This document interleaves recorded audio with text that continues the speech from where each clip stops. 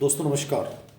हमारी एक श्रृंखला मैंने शुरुआत की थी मॉडल पेपर्स की। उस मॉडल पेपर की श्रृंखला में हमने कुछ चर्चाएं की थी, कुछ क्वेश्चन पेपर हमने सॉल्व भी करवाए थे और बीच बीच में अटकता रहता है कुछ समस्याएं, कुछ जॉब की समस्याएं तो चलती रहती हैं, चलती रहेंगी, लेकिन उन समस्याओं को इतना हावी नहीं होने देना है। मैंने जैसा आपसे कहा था कि मैं लगभग आपको 10 से 12 मॉडल पेपर्स और कुछ एग्जाम्स के क्वेश्चन पेपर सोल्व आउट करवा दूंगा जितने भी मेरे पास संसाधन हैं। कल जो हमारा एक लाइव वीडियो था उस पर एक हमारे विश्वविद्यालय के साथी थे, उन्होंने कहा कि यार धीर सिंह जी, आपने एक बहुत नॉर्मल रूम में एक वीडियो बनाया, कुछ बच्चों की आवाज़ें भी आ रही थी, उसके बावजूद आपके बच्चे लगभग 1500 के आसपास बच्चे लाइव थे। बोले मुझे बड़ा सरप्राइज हुआ कि एक इंसान साधारण तरीके से एक वीडियो बना रहा है, लाइव सेशन आ रहा है और उस पर इतनी बाधाएं होने के बावजूद इतने बच्चे लाइव रहते हैं, ऐसा क्या प्रभाव है। तो मैंने उनसे कहा कि आज का बच्चा, मेरे से जुड़ा हुआ बच्चा, वो इन चीज़ों पे ध्यान नहीं देता कि संसाधन क्या है। वो देखता है कि मुझे अगले पल, हर पल कितना सीखना है, तो वो महत्वपूर्ण है। बाकी इच्छाएं मेरी बहुत होती हैं कि मैं आपको बहुत डिजिटल बोर्ड के ऊपर और हर एक टेस्ट सीरीज, वाईफाई, बहुत अलग तरीके से जो बड़े वीआईपी लोग पढ़ाते हैं उनकी तरफ पढ़ाएं हम, लेकिन स्थिरता, कुछ समस्याएं, कुछ जॉब, इन सब चीज़ों से बड़ा मुश्किल होता है कि वो सब चीज़ें हों। ठीक है, क्योंकि वो लोग कंप्लीटली फ्री रहते हैं तो वो लोग कुछ भी कर सकते हैं। फिर भी मेरी कोशिश ये रहेगी कि वास्तविक ज्ञान आपको वहाँ तक दिया जाए, कॉन्सेप्ट आपके क्लियर किए जाएँ, महत्वपूर्ण वीडियोज आपके साथ शेयर करूँ। तो इससे पहले एक वीडियो हमने किया था और उसमें मैंने 20 से 21 क्वेश्चन शायद आपको सोल्व करवाए थे, उसी का बचा हुआ पेपर मैं आपको सोल्व करवा रहा हूँ। और इन क्वेश्चन के पेपर के माध्यम से आपको एक आइडिया लगेगा कि एग्जामिनर की सोच कहाँ तक है और किन बिंदुओं पे वो कैसे प्रश्न पुट अप कर सकता है। बहुत अच्छे क्वेश्चंस हैं, सबके सब ये अपने रिट पैटर्न के ऊपर प्रश्न बनाए गए हैं, तो ये बहुत आए हुए प्रश्न है उत्तराखंड में, तो बड़े इंपॉर्टेंट है। देखिएगा, प्रश्न आपके सामने है। यदि एक छात्रा को कक्षा में अच्छे प्रदर्शन के ऊपर उसके पसंद की टॉफ़ी देते हैं और वह अच्छा प्रदर्शन जारी रखती है तो उसके लिए टॉफ़ी क्या है। कि छात्रा को एक अच्छे प्रदर्शन के ऊपर उसकी पसंद की हमने टॉफ़ी दी तो निश्चित रूप से एक पुरस्कार के रूप में हम कार्य कर रहे हैं और द्वितीय पुनर्बल के रूप में कार्य कर रहे हैं। वह अच्छा प्रदर्शन जारी रहती है, तो जारी रखना मतलब वो उसके लिए पुनर्बल का कार्य कर रहा है। तो यहाँ उलझाने वाली लैंग्वेज थी, समझने की जरूरत थी कि ये पुरस्कार के रूप में भी है, ठीक है, और पुनर्बलक के रूप में भी है, एक प्रकार से याद रखना। तो इसके ऊपर दोनों चीज़ें सहमत हैं अपन। पुरस्कार के रूप में इसलिए है क्योंकि वो उसको अच्छे प्रदर्शन में उसकी पसंद की टॉफ़ी दी गई तो ये पुरस्कार है, लेकिन वो उसके सहारे से अच्छा प्रदर्शन जारी रखती है तो ये पुरस्कार और पूर्णबलक दोनों ज़्यादा सही आंसर होगा। बाकी एक अप्लाइड पर्सन है, एग्जामिनर का क्या एटीट्यूड रहता है, आंसर की में क्या आता है अभी ये तय नहीं है, बट मैंने अपना एक एटीट्यूड बताया कि इसका सही उत्तर ये होगा। आगे देखिए अगला प्रश्न। प्रतिक्रिया के विलुप्त होने पर कुछ समय पश्चात वह पुनः प्रकट हो जाती, इसे कहते हैं। बहुत ही शानदार प्रश्न है, बहुत बार एग्जाम में पूछा गया है कि कोई भी प्रतिक्रिया है वो विलुप्त हो गई। जैसे कि आईपी पावलोव ने प्रयोग किया कुत्ते के ऊपर, जैसे उसने प्रयोग किया कुत्ते के ऊपर तो कुत्ते पे प्रयोग करने के बाद आईपी पावलोव ने क्या करता है कि वो कुछ समय बाद में जैसे ही कुत्ते को भोजन देना बंद कर देता है और 5-6 महीने बाद, 2-3 महीने बाद अचानक से एक दिन फिर घंटी बजाई जाती है। तो भोजन भी बंद कर दिया था, घंटी बजाई जाती है, घंटी जबकि हमने पहले प्रयोग किया। अब घंटी जैसे अचानक से बजा जाती है तो कुत्ता क्या करता है, घंटी के प्रति लात टपका देता है। ठीक है, मतलब जो पहले 1 महीने पहले चीजें की गई थी उसके साथ वो अचानक से दोहराने पे पुनः वो कर देता है, इसको बोलते हैं स्पॉन्टेनियस रिकवरी। ठीक है, तो ये सेकंड ग्रेड में भी एग्जाम में प्रश्न आया था और यहाँ दोबारा प्रश्न पूछा गया, तो ये बहुत इंपॉर्टेंट शब्दावली है। और ये स्पॉन्टेनियस रिकवरी जो अवधारणा है वो आईपी पावलोव ने मूल रूप से दी थी, बाकी ये बीएफ स्किनर के सिद्धांत से भी संबंधित है। तो याद रखना है, पावलोव और स्किनर दोनों से संबंधित ये थ्योरी है, इसको याद रखना, बहुत ही इंपॉर्टेंट प्रश्न है ये। अब ऐसे प्रश्नों से आपको आइडिया लगेगा, देखो कैसे प्रश्न आ रहे हैं, ठीक है ना। तो कम समय में हम बहुत कुछ कर सकते हैं। यही मैं डिजिटल बोर्ड पे करवाता तो इस पर कम से कम 1 घंटा लगता 10 प्रश्नों के ऊपर। ठीक है, तो ये समय की बचत भी है और संसाधनों की बचत भी है। तो इसका उत्तर क्या होगा, स्वतः पुनर्लाभ, इसको बोलते हैं स्पॉन्टेनियस रिकवरी, SR बोल सकते हैं, इसका इंग्लिश में होता है स्पॉन्टेनियस रिकवरी। स्वतः पुनर्लाभ की अवधारणा है, आईपी पावलोव और स्किनर के सिद्धांत से संबंधित अवधारणा है कि कोई भी प्रतिक्रिया विलुप्त हो गई, हम उसे भूल गए, लेकिन अचानक से वापस पुनः अनुबंधन दिया जाता है तो वही प्रतिक्रिया अपन वही करते हैं जो शुरुआत में घंटी के बजने पे हमने की थी, इसको बोलते हैं स्पॉन्टेनियस रिकवरी। बहुत इंपॉर्टेंट, और सिद्धांत तो सभी के सभी, अधिगम के सिद्धांत तो बहुत इंपॉर्टेंट है। अगला प्रश्न देखिए, अल्पकालिक स्मृति में सूचनाओं को व्यक्ति कितने समय तक संचित रख पाता है? बहुत ही अच्छा प्रश्न है। अब बहुत से बच्चों को तो आपको ये भी नहीं पता है कि मेमोरी सर सिलेबस में है कि नहीं है। जब मानसिक विकास आप पढ़ रहे हैं और मानसिक विकास पढ़ रहे हैं तो आपको सभी मानसिक क्रियाएं देखनी पड़ेंगी सब, ठीक है। मानसिक क्रियाएं कंप्लीटली आपको समझनी पड़ेंगी, जिसमें संवेदना है, प्रत्यक्षीकरण है, ध्यान है, चिंतन है, ये सब मानसिक क्रियाएं हैं। तो ये बाल विकास का पार्ट है, आपको हल्का सा देख के जाना पड़ेगा। और इस पेपर में जो मेमोरी के प्रश्न पूछे गए बहुत गजब के प्रश्न पूछे गए, मतलब एक नॉर्मली बच्चा पढ़ता ही नहीं है, नॉर्मली गाइडों में मैटर होता ही नहीं है। तो ये चीज़ें आपको बहुत मददगार होंगी। जो मैं RS मेंस के लिए किताब लिख रहा हूँ उसमें मेमोरी बहुत बड़ा टॉपिक है, तो उसके लिए मैंने जो मैटर तैयार किया उसमें निश्चित रूप से चीज़ें मैंने देखी तो मुझे लगा कि यार उसके अकॉर्डिंग प्रश्न पूछ रहा है, RS के लेवल के अकॉर्डिंग प्रश्न है ये मेमोरी वाले। 2-3 प्रश्न है, देखिएगा आगे। अल्पकालिक स्मृति में सूचनाओं को व्यक्ति कितने समय तक रखता है? जब मेमोरी के मुख्य रूप से प्रकार के अपन बात करते हैं तो संवेदी स्मृति होती है, जिसमें सूचना 1 या 2 सेकंड तक रुकती है, ठीक है। जिसकी हमने प्रतिध्वन्यात्मक प्रतिमात्मक की बात की थी, ठीक है, 2 प्रकार के पहले प्रश्नों में, ठीक है। दूसरी लघुकालीन स्मृति, इसको अल्पकालीन स्मृति कहते हैं, जिसको कार्यकारी स्मृति कहते हैं, ठीक है ना। और इसमें सूचना क्या रहती है? 20 से 30 सेकंड। ये याद रखना, बहुत बार ये प्रश्न आता है। अब देखो कई बार क्या होता है, अभी प्रश्न पढ़ रहे हो आप तो कई बच्चे क्या करेंगे, 20 से 30 दिख रहा है तो तुरंत कर देंगे 20 से 30 मिनट। अरे मिनट नहीं, ध्यान किस पे देना, सेकंड पे। तो 20 से 30 सेकंड। तो इसलिए जब एग्जाम हॉल में जब आप जाएं तो क्वेश्चंस का ये देख लें कि मुझे मिनट में आंसर देना है या सेकंड में आंसर देना है।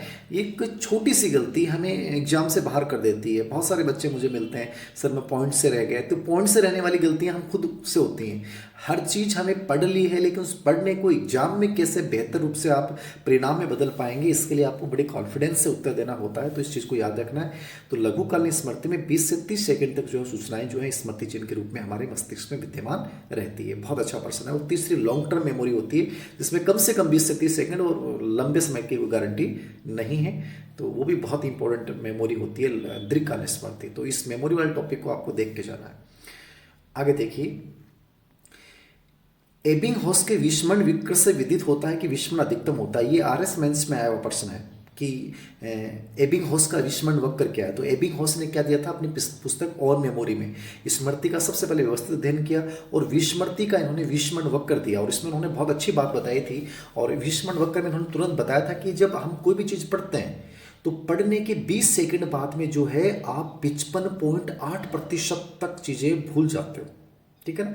मतलब आपकी मेमोरी देखो कितनी ज़्यादा, पढ़ने के तुरंत बाद सबसे जल्दी भूलते हैं, जैसे कम होती जाती है। जैसे 64.2 आ गया 1 घंटे बाद, 1 दिन बाद 66.3 है और 2 दिन बाद में 72.2 है, तो कम होती जा रही है। मतलब 20 मिनट जो प्रतिशत है वो कम होता जा रहा है। जो शुरुआत में तो पहले 20 मिनट में 55% भूल जाते हो आप लोग। तो ये कितनी बड़ी बात है कि एक अच्छा पर्सन है। विषमण वक्र सबसे अधिक क्या होता है, तो विषमण की गति जो होती है वो सीखने के तुरंत बाद सबसे अधिक होती है। विषमण वक्र था, ये RS मेंस में आया प्रश्न है। तो इसका उत्तर क्या हो जाएगा, अधिगम के तुरंत बाद जो है, तुरंत पश्चात जो है वो सबसे अधिक विषमण होता है। इस चीज को आपको याद रखना है, बहुत अच्छा प्रश्न है। उसके बाद धीमी होती जाएगी। आगे देखिए, मनोवैज्ञानिकों के अनुसार अभिप्रेरक कितने प्रकार के होते हैं, मोटिव कितने प्रकार के स्पेशली माने गए हैं। तो देखिए, अभिप्रेरक का मुख्य प्रकार जब भी पूछता है तो मुख्य रूप से प्रकार 2 ही होते हैं, याद रखना, चाहे कोई कुछ भी कहे कितनी किताबों में। मुख्य रूप से 2 ही प्रकार के होते हैं, जिसको आप जैविक कह दो, जन्मजात कह दो, शारीरिक कह दो और एक अर्जित कह दो, ठीक है, कृत्रिम कह दो। तो मूल रूप से 2 ही प्रकार के होते हैं, इस चीज को याद रखिएगा। तो अभिप्रेरक कितने प्रकार के होते हैं, उत्तर क्या हो गया, 2 प्रकार। कितने होते हैं, 2 प्रकार, ठीक है। और ऊपर वाले प्रश्न का उत्तर मैंने लगा दिया था ना, कई बच्चे सोचते हैं कि नहीं सर लगाया नहीं, अधिगम के तुरंत पश्चात है ना, ये याद रखना। अगला प्रश्न है, आवश्यकता पदानुक्रम सिद्धांत। मैंने अभी आपको एक टॉपिक पढ़ाया था, आवश्यकता पदानुक्रम। जो मैंने टॉपिक पढ़ाए वो जरूर पढ़िएगा। मैं सभी कोशिश करूंगा कि इंपॉर्टेंट टॉपिक्स जरूर डालूं। बाकी जिनको कंप्लीटली कोर्स चाहिए, मैंने कह दिया कि मिशन के ऐप पे आप देख सकते हैं यदि आप समर्थ हैं तो, और वो पूरा ऐप नहीं ले सकते तो इंपॉर्टेंट टॉपिक्स तो मैं डालने की पूरी कोशिश करूंगा, क्वेश्चन पेपर्स हल करवाने की कोशिश करूंगा। लेकिन जिनको व्यवस्थित रूप से कंप्लीटली वहाँ पूरा वीडियो चाहिए तो वो आप वहाँ देख सकते हो, ठीक है। बाकी आपकी इच्छा पर डिपेंड करेगा। तो ये बहुत इंपॉर्टेंट सिद्धांत था, मैंने आपको पढ़ाया था अभी, आवश्यकता पदानुक्रम सिद्धांत, आत्मसिद्धि सिद्धांत। किसने दिया, अब्राहम मेस्लो। कौन है, मानवतावादी विचारक है। तो अब्राहम मेस्लो ने सिद्धांत दिया था और अपनी पुस्तक का नाम था मोटिवेशन एंड पर्सनैलिटी, ठीक है। तो इसमें उन्होंने 5 आवश्यकताएं बताई थी, कैसे कैसे मैंने उस वीडियो में बताया, आप देख सकते हैं। अगला प्रश्न है, इमोशन शब्द की उत्पत्ति लेटिन शब्द इमोवेर से हुई है, जिसका अर्थ क्या है। ये प्रश्न पहले भी रीट एग्जाम आज 2011 में आया हुआ है, स्कूल व्याख्याता में भी प्रश्न आया हुआ है। अब इससे अनुमान लगा लो कि प्रश्न तो वहीं से आ रहा है। अब आपको एक पैटर्न को समझना है कि मुझे कितनी चीज़ें बेहतर तरीके से कवर करनी है, कौन सी चीज़ें मुझे इग्नोर करनी है, ये चीज़ें आपको समझनी है। और मैंने कोशिश भी की है आपको हर वीडियो के माध्यम से, आगे भी मैं कोशिश करूँगा आपको कि आपको वो चीज़ें समझ बने आपकी। तो इमोशन शब्द इमोवेर से जो मिलकर बना है, इसका शाब्दिक अर्थ क्या होता है, उत्तेजित अवस्था, 2 नंबर का जो ऑप्शन है। और ये वुडवर्थ ने कहा था कि सवैंग व्यक्ति की कौन सी दशा है, उत्तेजित दशा है, अवस्था है, ठीक है। तो इमोवेर शब्द जो है लैटिन भाषा का शब्द है, इसका उत्तेजित अवस्था। अगला प्रश्न, अब देखिए शवेंग पे लगातार 2 प्रश्न आ गए, इमोशंस पे बहुत प्रश्न आ रहे हैं, सवेंगात्मक से बहुत प्रश्न आ रहे हैं, इसको अच्छे समझ के जाना। सवेंग के किस सिद्धांत को केंद्रीय सिद्धांत के नाम से जाना जाता है, बहुत अच्छा प्रश्न है, नॉर्मली आपको बहुत कम जगह इसका जिक्र मिलेगा। सवेंगों के जो सिद्धांत हैं, जो नई अपनी स्कूल व्याख्याता की किताब आ रही है, उस किताब में कुछ चीज़ें बहुत डिटेल्ड में मैं डाल रहा हूँ, उसी में ये चीज़ें मैंने डाली हैं जो लगभग तैयार हो चुकी हैं, अंतिम रूप में है वो किताब, ठीक है। नवंबर फर्स्ट वीक तक का मेरा टारगेट है, यदि हो जाता है, समय का थोड़ा सा बहुत ज़्यादा अभाव रहता है। तो सवेंगे के सिद्धांत को केंद्रीय सिद्धांत के नाम से जाते हैं, वो सवेंगों के बहुत सारे सिद्धांत हैं, ठीक है। एक सिद्धांत है जेम्स लोजे, ठीक है, जो विलियम जेम्स और लोजे का सिद्धांत था, इसको शारीरिक सिद्धांत बोलते हैं, पहला जो सिद्धांत है, ठीक है, दैहिक सिद्धांत बोलते हैं। और ये कहता है कि व्यवहार पहले होता है, संवेगात्मक परिवर्तन बाद में होते हैं, ठीक है। संज्ञानात्मक मूल्यांकन सिद्धांत सूचनाओं को सवेंगों का आधार मानते हैं, ठीक है, सूचना प्रक्रिया को, ठीक है, ये लेजारस ने दिया था। केनन बोर्ड का जो सिद्धांत था, ठीक है, केनन और उनके सदस्य फिलिप बोर्ड ने दिया था। इसको केंद्रीय सिद्धांत बोलते हैं, क्योंकि हाइपोथैलेमस केंद्रीय तंत्रिका तंत्र और थैलेमस को सवेंगों का नियंत्रण केंद्र मानता है। और ये कहता है कि व्यवहार और अनुभूति दोनों साथ साथ होते हैं। और स्केक्टर सिंगर का सिद्धांत जो है वो कहता है कि 2 मुख्य कारक होते हैं सवेंगों के, उत्तेजना और संज्ञान। तो यहाँ जो प्रश्न पूछ रहा है वो क्या पूछ रहा है, केंद्रीय सिद्धांत। तो केंद्रीय सिद्धांत ये तो है नहीं जेम्स लोजे, क्योंकि दैहिक सिद्धांत है, निम्न स्तर का सिद्धांत है। संज्ञानात्मक मूल्यांकन जो है वो सूचनाओं को मानता है। केनन बोर्ड को केंद्रीय सिद्धांत माना जाता है, क्योंकि ये हाइपोथैलेमस, थैलेमस और केंद्रीय तंत्रिका तंत्र को सवेंगों का केंद्र मानता है। स्केक्टर सेक्टर जो द्विकारक सिद्धांत बोला जाता है। तो ये केनन बोर्ड वाला एकदम बेस्ट आंसर है, ठीक है, देख लीजिएगा। नेक्स्ट, आनुवांशिकता का वास्तविक निर्धारक क्या होता है, ये प्रश्न बहुत बार आता है। और जो रेट बेस की एग्जाम्स होती हैं, बाल विकास की जो बेस की एग्जाम होती हैं, उनमें संवेगात्मक विकास, मेमोरी, चिंतन, आनुवांशिकता, इन पे प्रश्न बहुत पूछे जाते हैं, याद रखना, ठीक है ना। तो ये थोड़ा सा याद रखना, आनुवांशिकता का वास्तविक निर्धारक क्या होता है, निश्चित रूप से आपके समझ में आएगा। आनुवांशिकता का वास्तविक निर्धारक मेरे अनुसार जो यहाँ आंसर लग रहा है वो क्या हो जाएगा, जिन्स हो जाएगा। कौन हो जाएगा, जिन्स हो जाएगा। ये प्रश्न बहुत बार आता है, तो याद रखना। अगला प्रश्न, पुरुषों में सामान्य एक गुणसूत्र होता है, मुझे लगता है कि आपको बताने की भी आवश्यकता नहीं है, क्या हो जाएगा, अक्ष वाय। महिलाओं में अक्ष अक्ष। टीएटी का निर्माण किसने किया, बहुत इजी प्रश्न है, मुझे ज़्यादा चर्चा नहीं करने की आवश्यकता नहीं है। टीएटी का निर्माण मरे और मॉर्गन ने किया था, अमेरिका के थे, 1935 में बनाया था। और 30+1 कार्ड होता है। इस पर एक बहुत प्रश्न बहुत बार पूछते हैं, सर उस कोचिंग में गुरुजी ने बताया है कि 20 1+ कार्ड का प्रयोग होता है। मैं जो भी बताऊँगा ऑथेंटिक बताऊँगा, ये सब चीज़ें मेरी करवाई हुई हैं, ये सब चीज़ें मैंने बीएड के बच्चों पे करवाई हैं, और मैंने खुद एमएड के दौरान ये टेस्ट किए थे। ये मैं जयपुर की अपने टैगोर स्कूल है बनी पार्क में, वहाँ हमने प्रयोग किए थे बच्चों पे जाके 11th 12th पे। तो ये कार्ड हमारे पास थे, ठीक है। तो एक बार में जो प्रयोग होता है ना, वो टीएटी परीक्षा में याद रखना, प्रश्न बहुत बार पूछ रहे हैं, 19+1, एक कार्ड खाली होता है, 19 सचित्र होते हैं, ठीक है ना।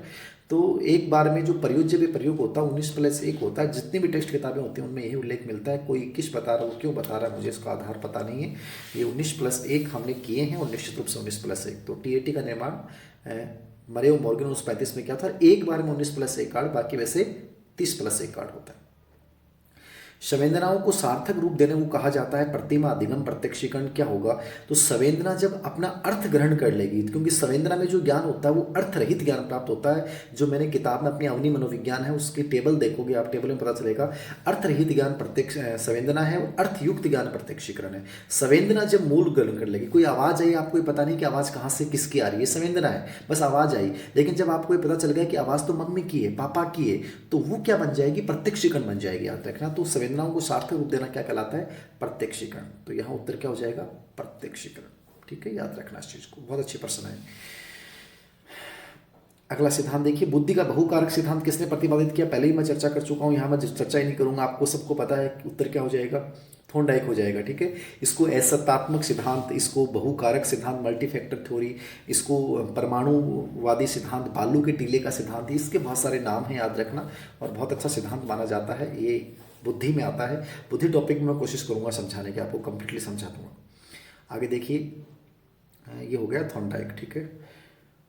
प्राचीन अनुबंधन के जनक कौन है, बताने की जरूरत नहीं है। प्राचीन अनुबंधन, कंडीशनिंग शब्द को जन्म देने वाला प्राचीन अनुबंधन, परंपरागत अनुबंधन शब्द किसने दिया था? आईपी पावलोव ने 1904 में दिया था, ठीक है। तो आईपी पावलोव इसका उत्तर हो जाएगा। क्या हो जाएगा? आईपी पावलोव, ठीक है। तो बहुत सामान्य से प्रश्न भी हैं, कुछ टिपिकल प्रश्न भी हैं। मनोविज्ञान की पहली प्रयोगशाला की स्थापना किसके द्वारा की गई? निश्चित रूप से विलियम वुंट ने की थी, जर्मनी के लिपजिंग में। कहाँ की थी? जर्मनी के लिपजिंग में। तो ये बहुत कॉमन प्रश्न है और मुझे लगता है कि ये बताने की भी आपको आवश्यकता नहीं है, क्योंकि बहुत बार आप पढ़ चुके हैं। 1879 में। कब की थी? 1879 में, जर्मनी के लिपजिंग में। और इसीलिए प्रयोगात्मक मनोविज्ञान का जनक इनको माना जाता है और आधुनिक मनोविज्ञान का जनक भी इनको माना जाता है। जो विलियम जेम्स थे उनको अमेरिका में आधुनिक मनोविज्ञान का जनक माना जाता है। तो कुछ किताबें विलियम जेम्स को मानती हैं, लेकिन अधिकतर मत मेरे अनुसार आपको विलियम वुंट ही करके आना है। दोनों आएंगे तो ऑप्शन हो सकता है प्रश्न डिलीट हो जाए। तो अमेरिका में विलियम जेम्स और वैसे विश्व में विलियम वुंट को आधुनिक मनोविज्ञान का जनक माना जाता है। तो विलियम वुंट, ठीक है। आगे देखिए, व्यक्तित्व की 16 कारक प्रश्नावली, प्रश्न बहुत बार पूछा जाता है, उत्तर क्या होगा? केटल होगा, ठीक है। केटल ने 2 प्रकार के गुण बताए थे। एक तो सतही गुण जो तुरंत प्रकट हो जाते हैं, जैसे सत्यनिष्ठा, परोपकारिता, ठीक है। एक होते हैं 16 मूल गुण, ठीक है। तो इसने 16 मूल गुणों की शान बताए थे। 16 पीए प्रश्नावली जो है वो किसने बनाई थी? 16 प्राइमरी फैक्टर प्रश्नावली तो ये केटल ने बनाई थी, जिन्होंने सील गुण सिद्धांत दिया था, याद रखना। बहुत अच्छा सिद्धांत है, व्यक्तित्व के ऊपर केटल पे प्रश्न पूछ सकता है, इसको देख के जाना है। अगला प्रश्न, सिद्धांत जो सीखने से संबंधित नहीं है, बहुत इजी सा प्रश्न है। प्रयास त्रुटि है, थॉर्नडाइक व्यवहारवादी, संबंधन सिद्धांत, प्रयास त्रुटि के सिद्धांत को बोलते हैं, ठीक है। अंतर्दृष्टि सिद्धांत, ये भी संज्ञानवादी सिद्धांत है, सीखने संबंधित है। क्रियात्मक सिद्धांत कोई बुद्धि का सिद्धांत नहीं है, मोटिवेशन का सिद्धांत है क्रियात्मक, तो ये सीखने से संबंधित नहीं है। कौन सा? डी, क्रियात्मक। रोसा शाही दवा परीक्षण में कितने कार्ड होते हैं? बहुत सामान्य प्रश्न है। 10 कार्ड होते हैं, 5 काले व सफ़ेद होते हैं और 5 जो होते हैं वो विविध रंग के होते हैं। सबसे बेस्ट आंसर ये होता है 5 काले व सफ़ेद और 5 विविध रंग के, ठीक है। और हरमन रोसा ने इसको बनाया था, 1921 में, स्विट्जरलैंड के रहने वाले थे। और होल्ड जमेन ने 1961 में इसका अनुवाद किया था, जिसमें 90, 45, 45 कार्ड इन्होंने बताए थे। तो ये सामान्य प्रश्न का उत्तर क्या होगा? 10 कार्ड। व्यवहारवाद के संस्थापक कौन है? वाटसन है, बताने की जरूरत नहीं है। 1913 में अमेरिका में उन्होंने व्यवहारवाद की स्थापना की थी और 25 में अपनी पुस्तक व्यवहारवाद में कहा था, मुझे चाहे जो बालक दे दो, ठीक है। तो वाटसन ने व्यवहारवाद की स्थापना की, ठीक है। और प्रयोग की भी इन्होंने शुरुआत की। मनोविज्ञान को विज्ञान का दर्जा देने का श्रेय भी व्यवहारवाद को दिया जाता है।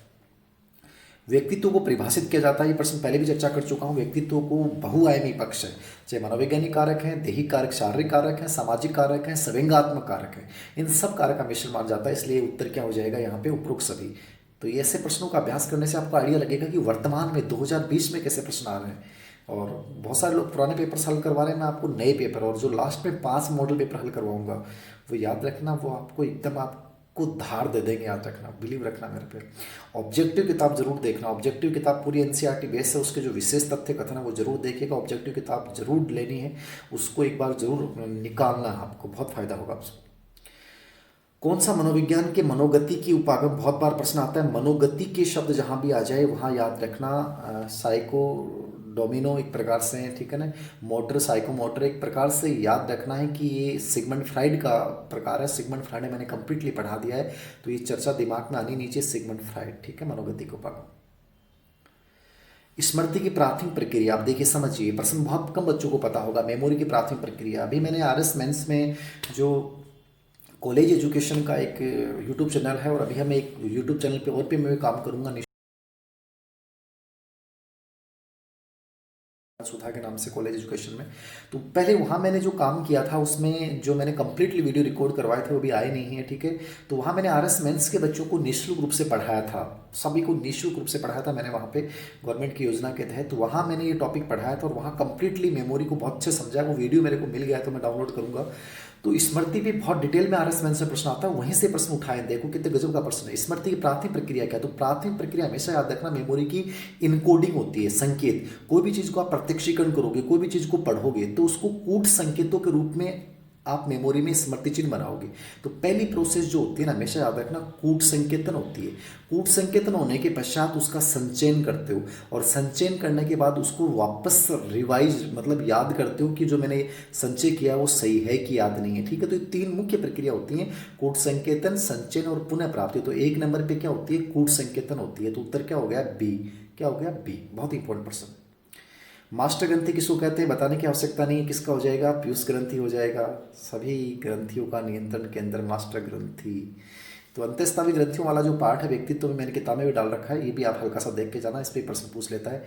मैकिलैंड का योगदान किसमें से संबंधित है, तो मैकिलैंड का योगदान जो है वो उपलब्धि प्रेरक पे है। इन्होंने उपलब्धि प्रेरक का 1961 में अध्ययन किया था, और उपलब्धि प्रेरक जो होता है वो अर्जित प्रेरक होता है। मेस्लो ने बताया था स्पेशली अर्जित प्रेरक में। और ये चुनौतीपूर्ण व कठिन परिस्थितियों में सफलता प्राप्त करने की जो इच्छा है, तत्परता है, उसको व्यक्त करता है उपलब्धि प्रेरक। तो ये बहुत अच्छा प्रेरक है मैकिलैंड। मैंने मोटिवेशन टॉपिक में आपको पढ़ा भी दिया था शायद। तो ये उपलब्धि की प्रेरणा संबंधित है मैकिलैंड। एटकिंसन इनके सहयोगी थे, 1961 में इन्होंने इसका अध्ययन किया था।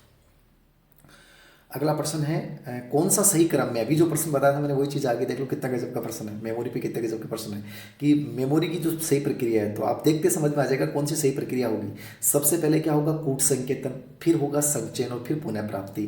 तो इसमें कौन सा ऑप्शन है, सर डी ऑप्शन है। इनकोडिंग करोगे, सेव धारण करोगे और फिर रिकॉल करोगे। ये मेमोरी के तीन प्राथमिक अवस्था है, तीन चरण होते हैं। अगला प्रश्न है, प्रत्यक्षीकरण के क्षेत्र में कौन से मनोवैज्ञानिक, बहुत अच्छा प्रश्न है, ऐसे प्रश्न देखो पूछता है, अभ्यास करने से माइंड में आएगा। अब प्रत्यक्षीकरण पे सर किसने काम किया है, अंतर्दृष्टि सिद्धांत में मैक्स वर्दीमन ने प्रत्यक्षीकरण के नियम बताए, और 7 नियम, स्पेशली 7 नियमों की उन्होंने चर्चा की थी। 3 नियम स्पेशली सबसे लोकप्रिय माने जाते हैं। तो मैक्स वर्दीमन यानी गेस्टाल्टवादियों ने प्रत्यक्षीकरण पे कार्य किया था। तो यहाँ आपके दिमाग में तो जाना चाहिए मैक्स वर्दीमन कौन है, गेस्टाल्टवादी जिन्होंने प्रत्यक्षीकरण पे कार्य किया। तो उत्तर क्या हो जाएगा, वर्दीमन। नया प्रश्न आपको मिला होगा निश्चित रूप से। सहचर्य न्यूरॉन, ये साइंस का प्रश्न एक प्रकार से, कहाँ पाया जाता है, तो ये आप सभी को पता है सहचर्य न्यूरॉन कहाँ पाया जाता है, मुझे बताने की भी जरूरत नहीं है, सुषुम्ना और मस्तिष्क दोनों में पाए जाते हैं। और सेकंड लास्ट प्रश्न है, अनुबंधन प्रयोगों में अनुबंधित अनुक्रियाओं के विलोपन कि जो कंडीशनिंग प्रयोग होते हैं, आईपी पावलो का जो प्रयोग है, चाहे वो स्किनर का प्रयोग है, उसमें जो अनुबंधित अनुक्रियाएं हैं वो नहीं होती हैं। भाई कुत्ते के सामने घंटी बजाई, भोजन नहीं दिया, तो कुत्ते ने लार टपकानी बंद कर दी, तो क्यों हुआ, क्योंकि उसको पुनर्बलन नहीं मिल रहा है, भोजन नहीं मिल रहा है। तो कुछ समय बाद समझ में आ जाएगा कि बेवकूफ़ बना रहे हैं।